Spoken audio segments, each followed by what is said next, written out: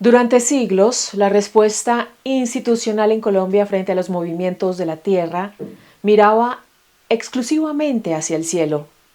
A pesar de estar ubicado sobre la convergencia de tres grandes placas tectónicas, la de Nazca, la suramericana y la del Caribe, y de registrar en promedio más de 2.500 eventos sísmicos al año, los temblores se interpretaban bajo una óptica religiosa, como designios o fatalidades inevitables ante las cuales solo cabía la resignación ciudadana y la caridad estatal. Pero la historia tectónica de este país obligó a cambiar esa mentalidad de golpe. Ocurrió el 31 de marzo de 1983. Era Jueves Santo. A las 8:15 de la mañana, un sismo de magnitud 5.5 con una profundidad superficial de apenas 12 kilómetros sacudió la ciudad de Popayán. En tan solo 18 segundos, cerca del 70% del sector histórico quedó reducido a escombros y más de 14.000 viviendas sufrieron daños severos. El colapso de la cúpula de la Catedral Basílica en plena conmemoración fue el símbolo exacto del choque entre la tradición y la geología. Ese día Colombia entendió una lección matemática y física. Las estructuras no colapsan por voluntad divina. Colapsan por la fragilidad del adobe y la tapia pisada, por la ausencia de acero y por la falta absoluta de una normativa unificada por parte del Estado. Hoy vamos a hacer una revisión documental. Vamos a analizar cómo el país pasó del pensamiento mágico a la ingeniería sismo resistente y cómo los sismos de las últimas 5 décadas moldearon la política pública, las instituciones y las leyes con las que se construyen las ciudades en las que vivimos hoy. Bienvenidos a mi canal, mi nombre es Adriana Chilito, gracias por estar aquí. Si les gusta este contenido, se pueden suscribir a mi canal y activar la campanita de notificaciones. De esta manera YouTube les avisará cuando suba un nuevo video. También me pueden seguir en mis diferentes redes sociales. Me encuentran en Instagram, Facebook, X y TikTok como @lachilito. Comenzamos.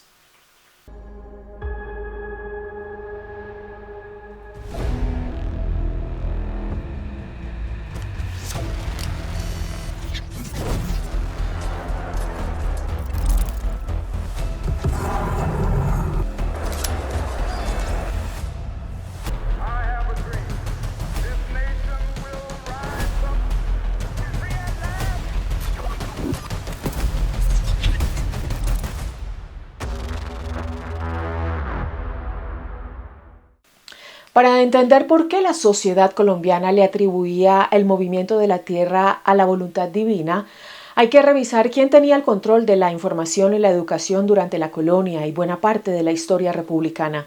Durante siglos, la geología no tenía respuestas accesibles.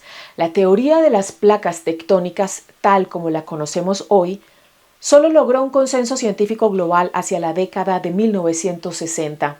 Antes de eso, la explicación del entorno pasaba casi exclusivamente por la doctrina religiosa. En el periodo colonial, los fenómenos naturales extremos funcionaban como un barómetro moral. La institución eclesiástica que administraba tanto la educación como el registro de la vida civil sostenía que los sismos eran advertencias o consecuencias directas por el comportamiento de la sociedad. Si la tierra temblaba, el diagnóstico oficial apuntaba a las faltas ciudadanas y no a la inestabilidad de las fallas geológicas. Este marco de pensamiento dictó la respuesta institucional durante décadas. Ante una emergencia sísmica, la acción principal no era evaluar la infraestructura, sino convocar actos de contrición. La figura de San Emigdio, declarado patrono contra los terremotos, se convirtió en el principal recurso de gestión del riesgo. Tras un sismo, los alcaldes y obispos ordenaban sacar la imagen del santo en procesión, hacer repicar las campanas para intentar disipar el movimiento y decretar días de ayuno. Los archivos históricos evidencian este patrón. En el terremoto que afectó a Bogotá en el año 1785 y en eventos posteriores como los sismos de 1917, los reportes documentan cómo las plazas principales se llenaban de ciudadanos en penitencia. Los sermones de esos días responsabilizaban a las nuevas modas, a la vanidad o al desorden social por la ruptura de la tierra. Bajo este paradigma, la prevención técnica era inviable. Si un terremoto era una decisión del cielo, legislar sobre la forma de construir podía interpretarse como un desafío a la voluntad superior. El sismo básicamente era un problema de conducta. Es por esto que el colapso en Popayán en 1983 representó una ruptura cultural. Al ceder el techo de la catedral durante los oficios de Semana Santa, la tesis de la advertencia divina se volvió insostenible frente a la evidencia material. El debate público abandonó la teología y entró en el terreno de la responsabilidad estatal. El país tuvo que aceptar, de manera definitiva, que la protección de los ciudadanos no dependía de la moralidad, sino del hierro, el cemento y la supervisión técnica de las obras. Los últimos 50 años. En las últimas 5 décadas, nuestro país ha soportado movimientos telúricos brutales que no solo fracturaron la tierra, sino que desnudaron la precaria planeación de nuestro territorio. Vamos a repasar los 5 eventos más transformadores de nuestra historia reciente. El primero nos lleva a la madrugada del miércoles 12 de diciembre de 1979. Imaginen la escena. Son las 2:59 de la mañana y la inmensa mayoría de la gente duerme profundamente. De repente se desata un megaterremoto de subducción frente a las costas de Ecuador y el departamento de Nariño. Hablamos de una magnitud de 8.2. El violento movimiento despertó a todos en la costa pacífica, pero lo peor no fue la caída de los techos, sino lo que venía en la oscuridad. El sismo fracturó el fondo marino y generó un enorme tsunami con olas que alcanzaron hasta los 6 metros de altura. El muro de agua barrió con poblaciones costeras enteras, impactando letalmente a Tumaco, San Juan de la Costa y El Charco. Los cálculos oficiales estiman que entre 300 y 600 personas perdieron la vida esa madrugada trágica, muchas de ellas devoradas por el inmenso océano.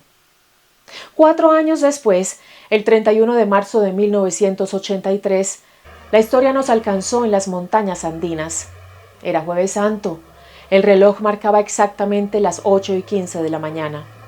En Popayán, conocida como la hermosa ciudad blanca de Colombia, miles de personas asistían fervorosas a los oficios religiosos de la Semana Mayor. El sismo tuvo una magnitud de 5.5, que estadísticamente los sismólogos consideran moderada. Sin embargo, fue espantosamente superficial, a menos de 20 kilómetros de profundidad bajo la ciudad. El temblor duró apenas unos 18 segundos. En ese lapso, la ciudad colonial colapsó. El evento fue letal por una razón estrictamente arquitectónica. Las pesadas e históricas construcciones de adobe y tapia pisada simplemente no soportaron la aceleración del suelo. Cerca del 40% de las edificaciones del centro histórico sufrieron daños severos o irreparables. La anécdota más devastadora y simbólica de ese día ocurrió en la majestuosa Catedral Basílica de Nuestra Señora de la Asunción. La cúpula colapsó arrojando toneladas de pesada mampostería sobre los fieles congregados. Solo allí adentro murieron 50 personas. El saldo total del sismo rondó los 300 muertos y unos 1.500 heridos. Para agravar el panorama, el hospital local también colapsó en medio del caos. Este desastre fue el catalizador político definitivo que forzó al gobierno nacional a expedir nuestro primer código sismo resistente en el año de 1984. Casi una década después, la tierra volvió a rugir con una fuerza descomunal, esta vez en una espesa región selvática. El fin de semana del 17 y 18 de octubre de 1992, la falla de Murindó en el Atrato antioqueño y chocuano despertó. Hubo un primer aviso fuerte el sábado, pero el golpe mayor fue el domingo a las 10:11 de la mañana con una magnitud de 7.2. Este sismo fue un verdadero monstruo geológico. La energía liberada fue tan gigantesca que alteró profundamente la topografía local, provocó grietas kilométricas, alteró el cauce de los ríos e hizo brotar enormes volcanes de lodo. Las cifras oficiales arrojaron un saldo de 10 personas fallecidas y unos 115 heridos. Algunos se preguntarán, ¿por qué tan pocos muertos con semejante magnitud destructiva? La respuesta es geográfica y social. Ocurrió en una de las zonas más despobladas y olvidadas del país. Y las casas palafíticas de madera de la región son increíblemente flexibles y ligeras, lo que evitó una masacre.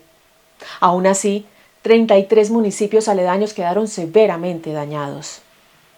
El cuarto evento de esta lista ocurrió el 6 de junio de 1994 en la cuenca del río Páez, en tierra adentro. A las 3:47 de la tarde se registró un sismo profundo de magnitud 6.4. En este caso, la sacudida inicial afectó a pocas personas, no más de una veintena.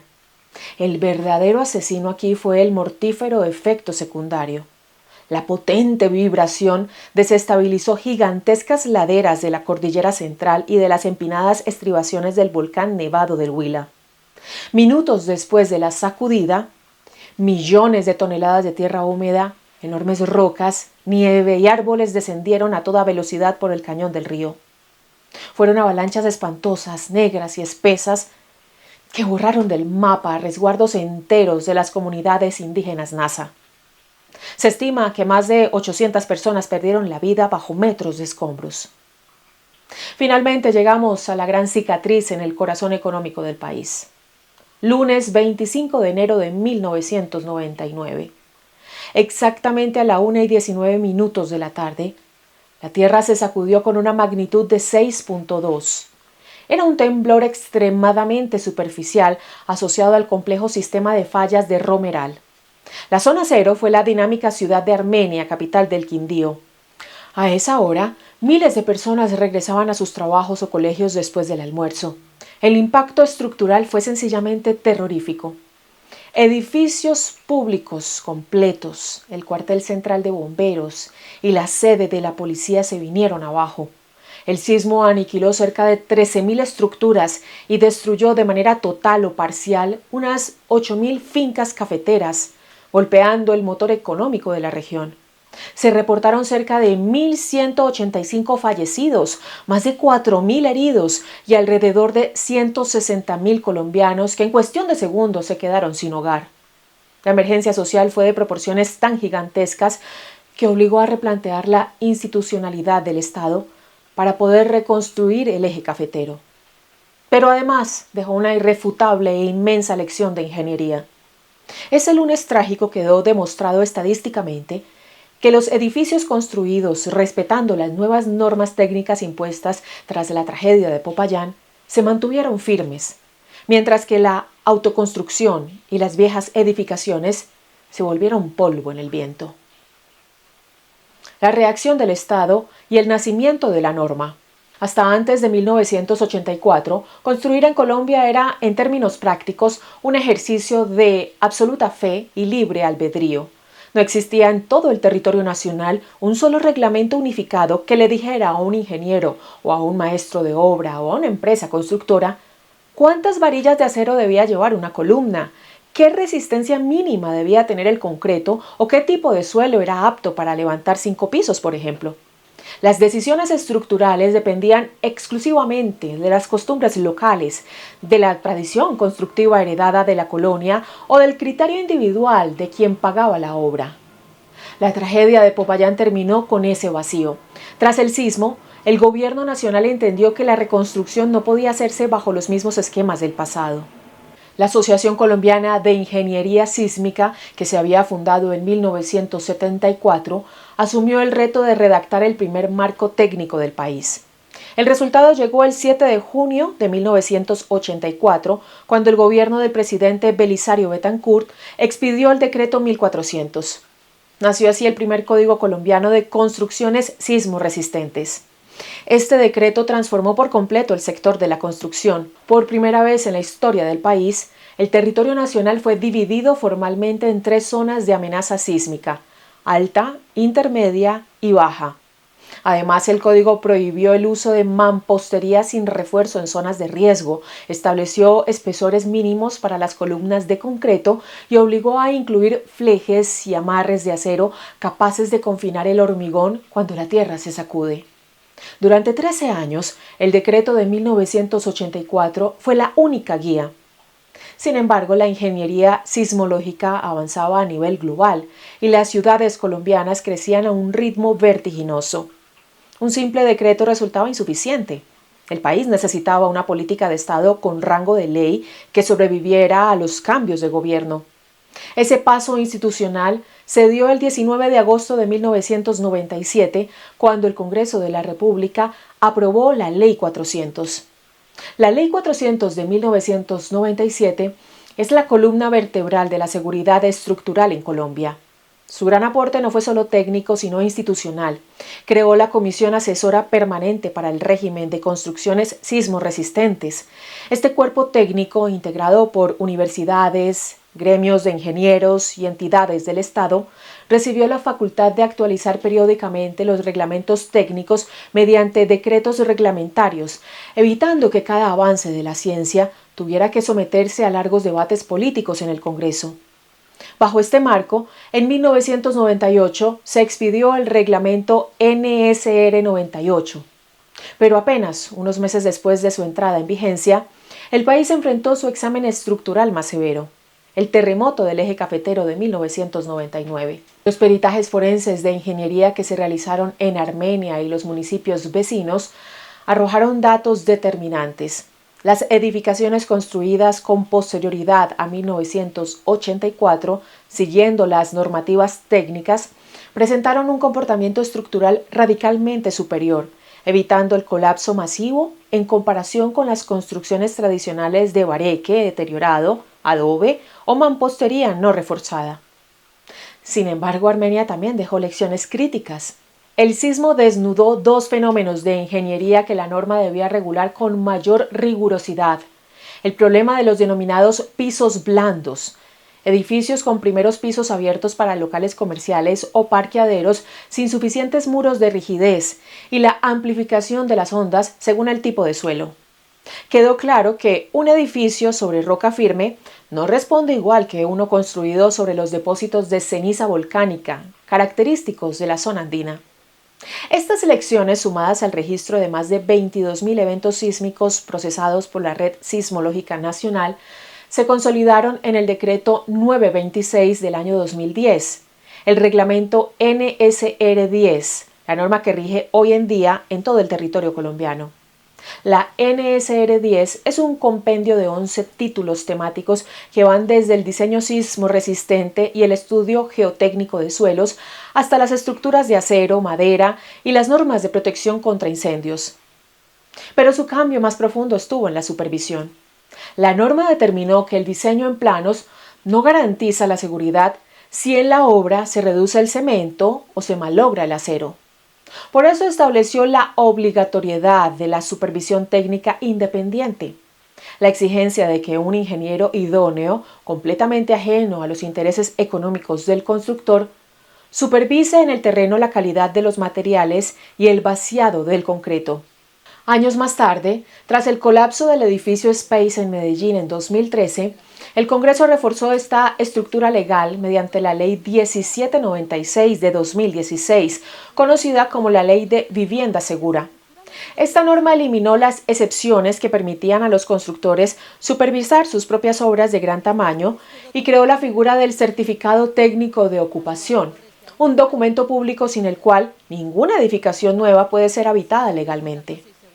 En menos de 4 décadas, Colombia pasó de no tener a una sola línea escrita sobre sismoresistencia a construir uno de los marcos normativos más exigentes y respetados de América Latina. Sin embargo, como veremos a continuación, tener las mejores leyes escritas en el papel no resuelve de inmediato la forma en que una sociedad gestiona el riesgo sobre el terreno.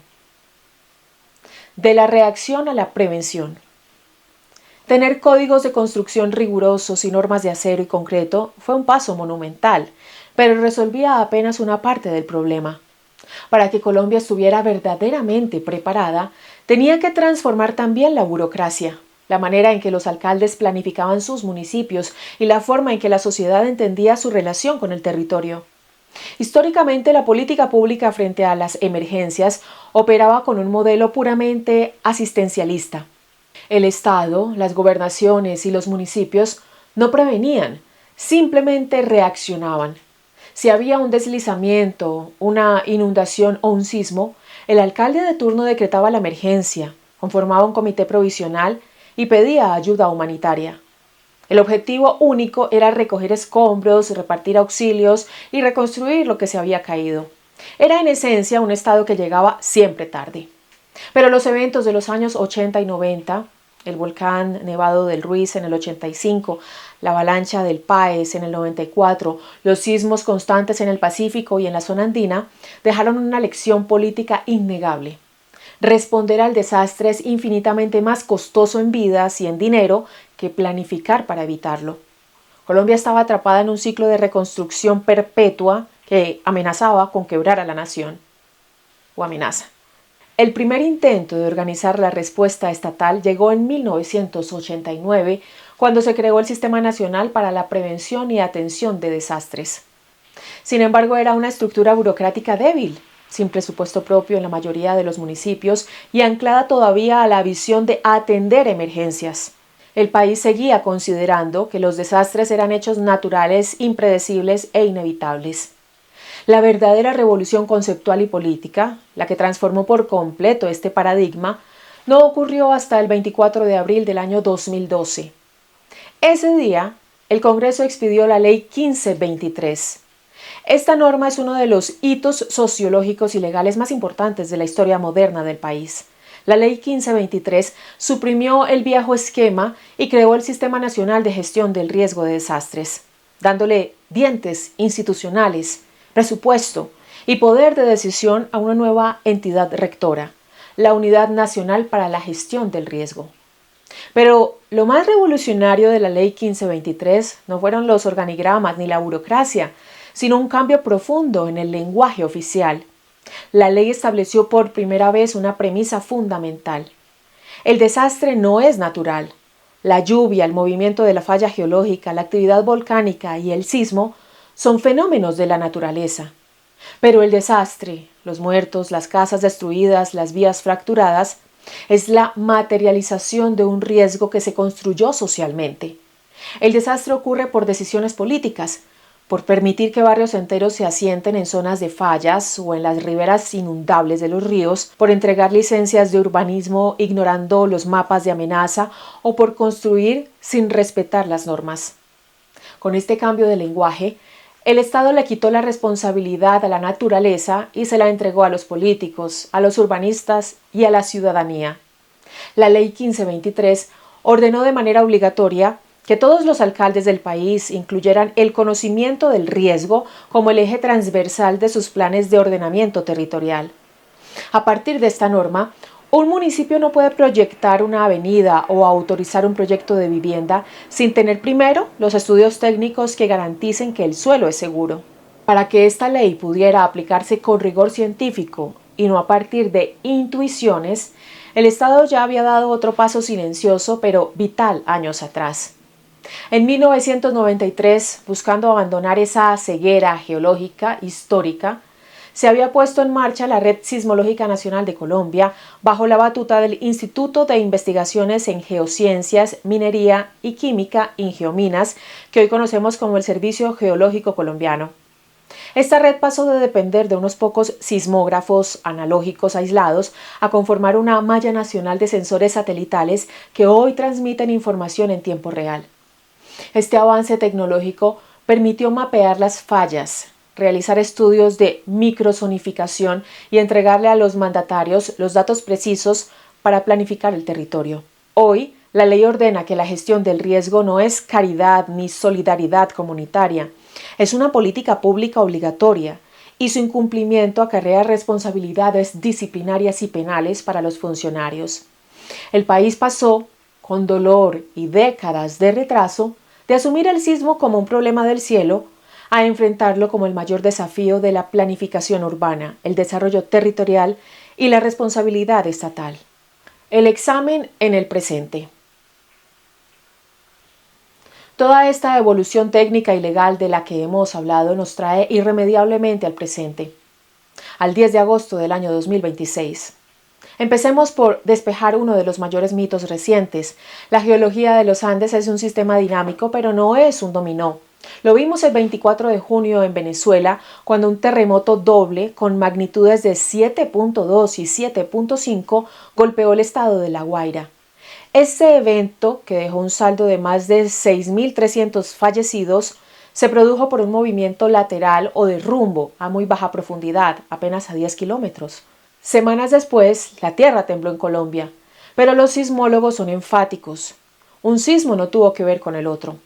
A las 7:34 de la mañana del 10 de agosto, un terremoto de magnitud 7.4 sacudió el occidente colombiano. El mecanismo aquí fue distinto. Se trató de un sismo de subducción generado por el choque directo de la placa de Nazca metiéndose debajo de la placa suramericana. Ocurrió con epicentro en San José del Palmar, en el Chocó, y la gran diferencia técnica fue su profundidad, más de 100 kilómetros bajo tierra. Sin embargo, a pesar de que la profundidad atenuó parte de la energía, las imágenes de destrucción en Quibdó, el eje cafetero y el Valle del Cauca, y el saldo que supera los 130 fallecidos, nos obligan a hacernos una pregunta cruda. ¿Por qué fue tan catastrófico? ¿Por qué fue tan letal si ya tenemos normas sismo resistentes desde 1984? La respuesta es que el sismo golpeó exactamente en la vulnerabilidad social que venimos analizando. La inmensa mayoría de las edificaciones que vimos caer en televisión no colapsaron solo por la magnitud del sismo, sino por su configuración física. La mayoría eran viviendas informales, placas pesadas de concreto sostenidas por ladrillos que carecían de las columnas de acero y los amarres que exige la norma NSR10. Cuando la enorme onda sísmica aceleró el suelo, esas estructuras informales y carentes de flexibilidad simplemente se fracturaron y cayeron sobre su propio peso, en lo que los ingenieros llaman un colapso tipo panqueque. Esta cruda realidad física en nuestras ciudades ha obligado a las autoridades a cambiar de manera radical la forma en que nos enseñan a reaccionar. Durante décadas, los manuales de prevención nos decían que la regla de oro era quedarse dentro de la casa. Nos enseñaron a buscar el marco de una puerta o a meternos debajo de una mesa pesada. Esa recomendación era válida hace medio siglo para las casas coloniales y sigue siendo válida hoy en el primer mundo con infraestructuras altamente rígidas. Pero las autoridades tuvieron que adaptar el protocolo a nuestra sociología. Hoy la ciencia del rescate nos dice algo distinto. La decisión de evacuar depende de dónde estés parado. Si te encuentras en un edificio moderno y formal, construido bajo la norma sismo resistente, lo correcto sigue siendo quedarse adentro, agacharse y cubrirse, porque ese edificio está diseñado para agrietarse y balancearse, pero no para colapsar en bloque.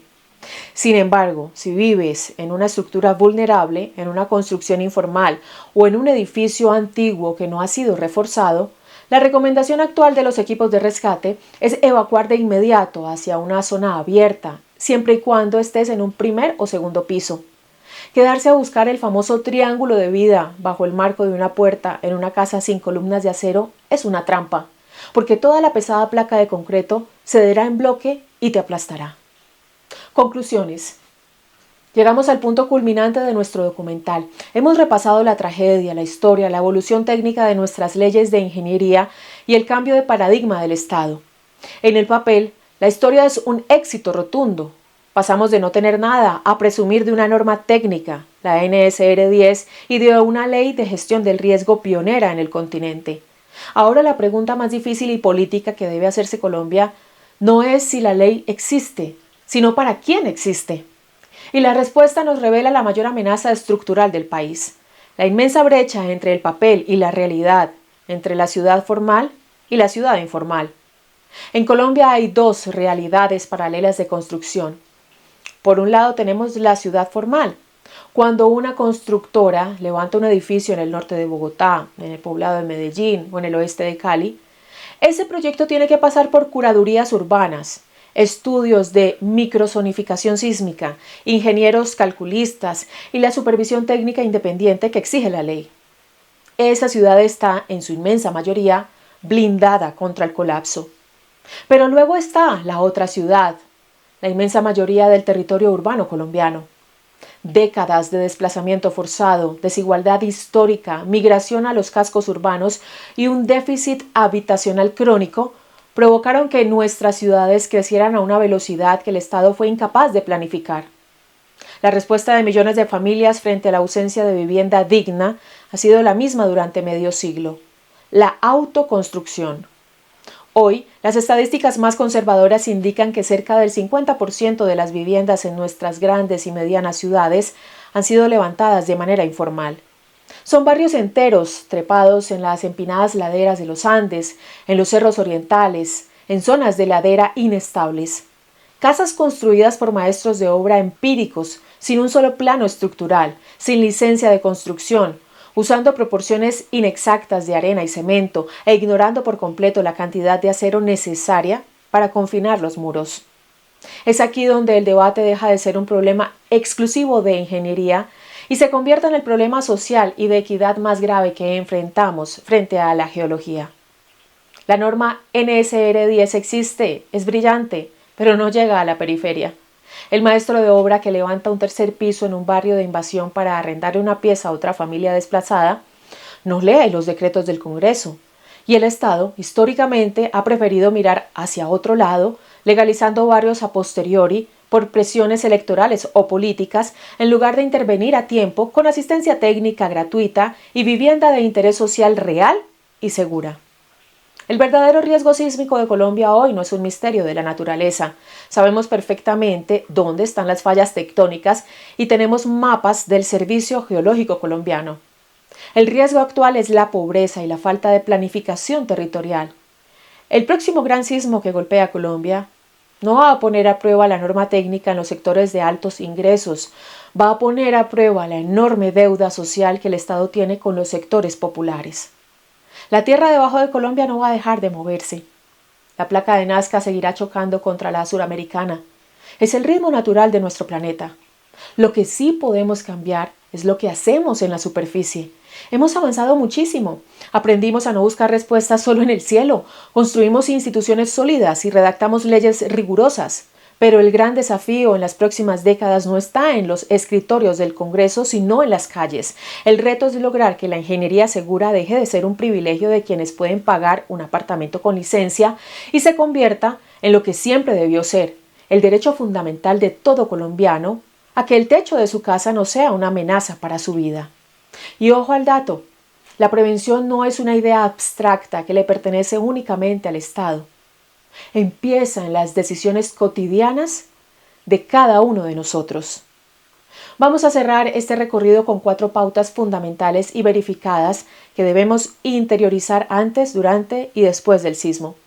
Primero, evaluar el entorno.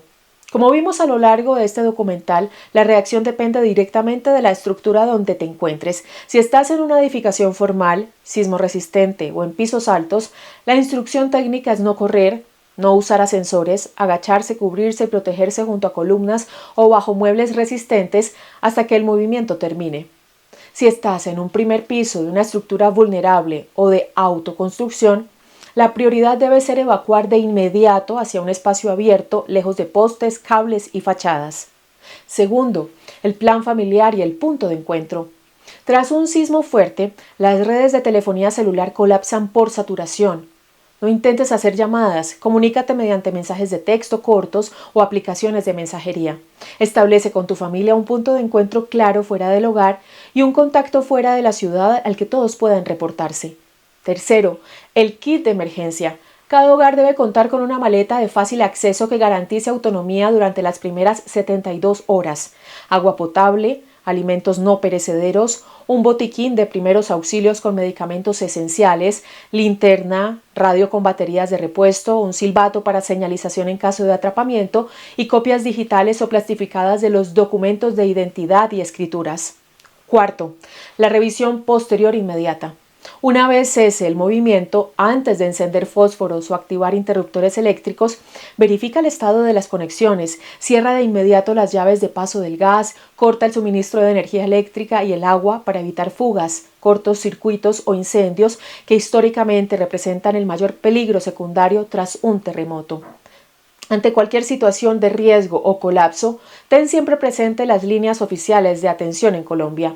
123, Línea Única de Seguridad y Emergencias Nacional, el canal directo para coordinar policía, ambulancias y rescate. 119, Cuerpo Oficial de Bomberos, para control de incendios, fugas y rescate en estructuras colapsadas. 144, Defensa Civil Colombiana, para apoyo en operaciones de socorro y atención humanitaria. 132, Cruz Roja Colombiana, para primeros auxilios y búsqueda de personas. 125, Centro Regulador de Urgencias y Emergencias CRUE, para atención médica y despacho de ambulancias. La historia de los últimos 50 años nos ha demostrado que Colombia es un territorio vivo en constante transformación tectónica. La tierra no avisa, pero la sociedad sí puede estar preparada. La verdadera sismoresistencia de un país no se mide únicamente en la resistencia del concreto y el acero, sino en la solidez de su memoria histórica, su rigor cívico y su capacidad colectiva para cuidar la vida.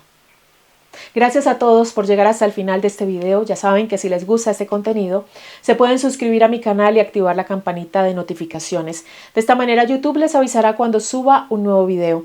También me pueden seguir en mis diferentes redes sociales. Me encuentran en Instagram, Facebook, X y TikTok como @lachilito. Un saludo especial a los suscriptores y también a los miembros, quienes nos apoyan de manera incondicional. Hoy vamos a saludar de manera especial a Carlos Cuberos. Carlos, gracias por hacerte miembro y ser parte de esta hermosa comunidad. A todos ustedes los quiero mucho y nos vemos en un próximo video. Hasta pronto.